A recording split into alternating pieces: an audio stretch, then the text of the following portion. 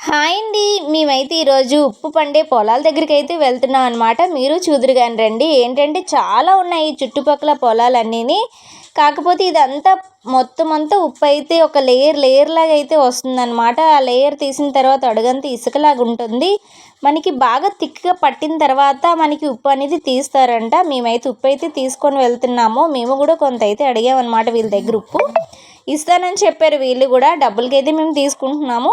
ఇంకా చూసారా మనకి నేచురల్‌గా పండే ఉప్పు అయితే చాలా చాలా బాగుందన్నమాట. నేను ఇదే ఫస్ట్ టైం వెళ్ళడం నేను కూడానా. ఈ ఉప్పు పండే పొలాల దగ్గర చూసారా ఇలాగ కావిడి పట్టి తెచ్చి వీళ్ళ దగ్గర అయితే వంపిన తర్వాత మనకి బ్యాగులకైతే వేసి లోడ్లు అయితే వేస్తూ ఉంటారు. మేమైతే ఉప్పు అయితే మేము వీళ్ళ దగ్గర అయితే తీసుకుంటున్నాము. చాలా నీట్‌గా ఎంత బాగుందో పెద్ద పెద్ద ఆహ్, పలుకుల్లాగా ఉన్నదన్నమాట.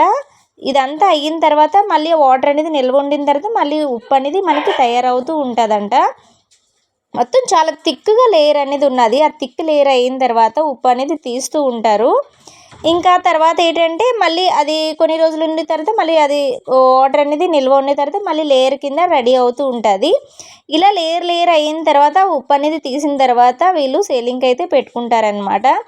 చాలా చాలా బాగుందండి. ఇంత నేచురల్‌గా ఉప్పు అయితే పండుతుందని నేను ఇదే ఫస్ట్ టైం చూడడం అనమాట.